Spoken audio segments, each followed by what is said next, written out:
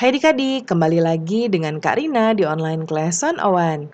Kali ini kita akan belajar kelas 6 tema 8, subtema 3, bumi, matahari, dan bulan. Di pembelajaran 4 kita akan belajar bahasa Indonesia, PPKN dan IPS di halaman 113 sampai dengan 119. Adik-adik gimana kabarnya hari ini? Semoga semuanya dalam keadaan sehat ya. Jangan lupa subscribe dulu yuk channel Karina supaya Karina semakin semangat bikin video barunya. Diklik juga loncengnya supaya adik-adik nggak ketinggalan video baru dari Karina. Like dan share juga ya. Nah adik-adik masih ingat nggak keadaan perekonomian negara Singapura? Nah sebelumnya kan kita sudah belajar ya. Sekarang kita lihat ada Laos dan Filipina. Boleh dibaca dahulu adik-adik ya. Nah, ini yang Filipina. Lalu tugas kita berikutnya, dari informasi di atas, apakah ada persamaan yang kamu temukan mengenai keadaan perekonomian Laos dan Filipina? Bagaimana dengan perbedaannya? Apakah ada perbedaan yang kamu temukan? Nah, kita jawab. Yang pertama persamaannya adalah sebagian besar penduduknya bekerja sebagai petani. Tanaman utama kedua negara adalah padi dan jagung, ini padi ya. Lalu perbedaannya adalah Laos tidak memiliki laut, sementara Filipina merupakan negara kepulauan yang dikelilingi oleh laut. Kemudian hasil hutan Laos hanya berupa kayu jati, sementara hutan Filipina yaitu kayu bonian, kayu cedar, kayu eboni, kayu pinus, dan kayu mahoni.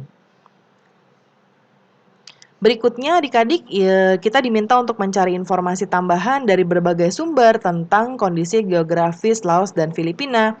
Bacalah informasi tentang kehidupan perekonomian dan hasil utama di kedua negara tersebut. Analisis dan cari hubungannya ya. Nanti dituliskan seperti ini.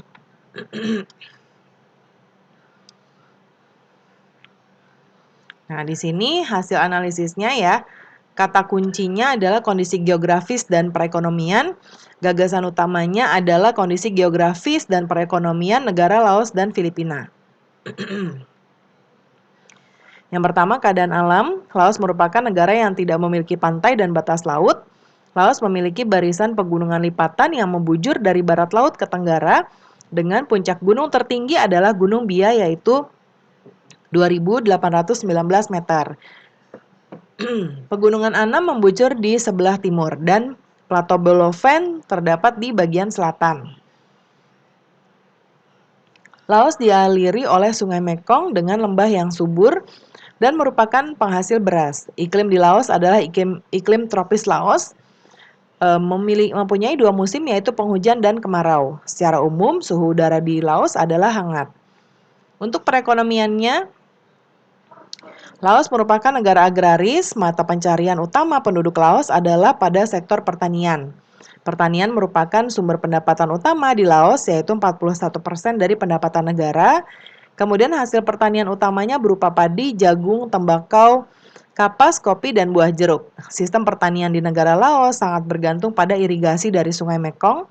Selain pertanian, kegiatan ekonomi penduduk Laos adalah perkebunan, peternakan, dan pertambangan. Untuk meningkatkan perekonomian, Laos menetapkan beberapa zona ekonomi, meningkatkan perdagangan internasional, dan meningkatkan kerjasama regional.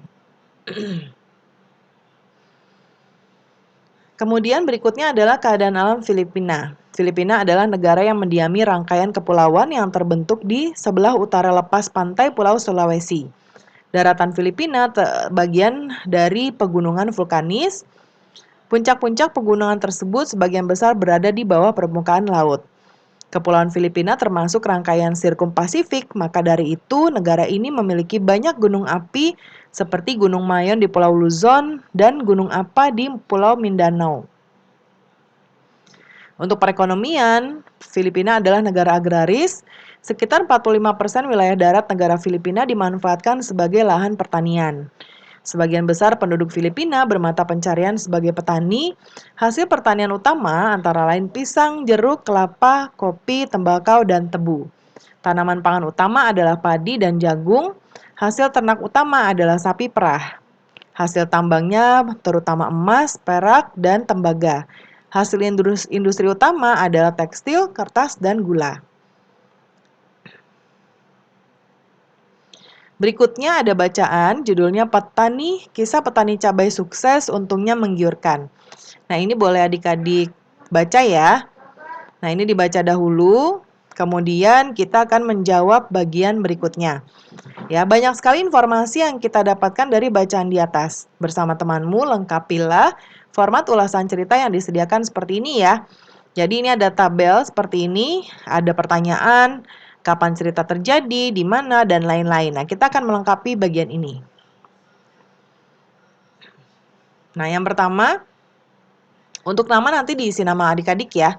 Misalnya Kak Rina, tanggal hari ini tanggal berapa. Kapan cerita itu terjadi? Yaitu saat pensiun dari pegawai aparatur sipil negara, di mana di Desa Natai Raya, Kecamatan Arut Selatan, Kabupaten Kota Waringin Barat atau Kobar, di Kalimantan Tengah. Deskripsi tentang tokoh yang diceritakan, Imam Kusno, seorang pensiunan pegawai, pekerja keras, ulet, pantang menyerah, tekun, cinta dengan pekerjaannya, penuh kasih sayang dalam merawat tanaman cabainya. Masalah atau tantangan yang dihadapi, kondisi cuaca yang tidak menentu, penyakit yang menyerang tanaman, penyelesaian masalahnya, perawatan secara rutin seperti 2 hari sekali, 2 kali sehari disemprotkan untuk menghindari penyakit. Gagasan utamanya adalah kisah sukses petani cabai. Bagian cerita yang paling aku sukai ini disesuaikan dengan adik-adik ya.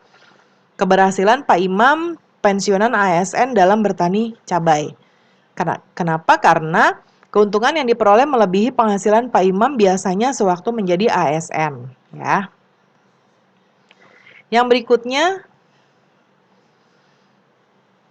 berikutnya, ada bacaan tentang Undang-Undang Republik Negara Indonesia tahun nomor 32 tahun 2009 yang menyatakan bahwa lingkungan hidup yang baik dan sehat merupakan hak asasi setiap warga negara. Hak asasi adalah hak-hak dasar yang dimiliki setiap pribadi manusia sebagai anugerah Tuhan yang dibawa sejak lahir. Nah, sekarang adik-adik kita cari contoh hak warga negara yang dikategorikan sebagai hak asasi. Ada gambarnya atau infografis ya, Karina buat seperti ini. Ini Karina cari dari internet, adik-adik juga bisa cari gambar-gambarnya. Nah, seperti ini ya, hak-hak warga negara yang dikategorikan sebagai hak asasi. Yang pertama, hak mempertahankan hidup, hak hidup tentram, hak atas lingkungan hidup, memilih dan mempunyai keyakinan politik, hak mengeluarkan pendapat, hak berkumpul dan berserikat, memilih pekerjaan, hak atas pekerjaan yang layak, hak atas jaminan sosial. Oke, yang berikutnya kita lihat analisislah setiap jenis mata pencaharian tersebut ya yang ada di sini. Bagaimana seseorang dengan menjalani mata pencaharian tersebut berinteraksi dengan lingkungan alamnya. Nah, kita akan lihat ada beberapa mata pencaharian. Kalau di sini bentuknya tabel ya, Karina buatnya ke bawah karena tabelnya kecil sekali. Nanti adik-adik taruh di sini petani, lalu interaksinya apa dituliskan. Ya, lalu aksinya apa. Nah, yang pertama jenis mata pencaharian petani. Ya, interaksi dengan lingkungan alamnya nanti diisi petani yang menyesuaikan musim hujan sebagai waktu menanam padi. Aksi yang dapat dilakukan untuk menjaga kelestarian lingkungan hidup yang bagian ini menggunakan pestisida sesuai aturan dan menggunakan pupuk organik. Lalu jenis mata pencahariannya yang nelayan, interaksinya yaitu nelayan menyesuaikan waktu berlayar yang agar didapat hasil tangkapan yang maksimal. Lalu aksi yang dapat dilakukan untuk menjaga kelestarian lingkungan hidupnya menggunakan jaring dengan lubang besar dan tidak menggunakan bahan peledak. Yang ketiga, penambang ya, penambang pasir. Interaksi dengan lingkungan alam, penambang pasir mengambil pasir setelah banjir. Lalu aksi yang dapat dilakukan untuk menjaga kelestarian lingkungan hidup, tidak mengambil pasir berlebihan dan mengambil pasir jauh dari jembatan. Berikutnya ada petambak ya. Interaksinya yaitu ikan bandeng diberi makan sehingga menjadi besar. Kemudian aksi yang dapat dilakukan untuk menjaga kelestarian lingkungan hidup adalah tidak merusak hutan bakau dan tidak menggunakan bahan kimia dalam mengolah tambak. Berikutnya ada peternak sapi. Interaksinya adalah sapi dipelihara dan dirawat sehingga menjadi gemuk. Lalu aksi untuk menjaga kelestarian lingkungan hidup, yaitu menanami lahan dengan tanaman rumput gajah.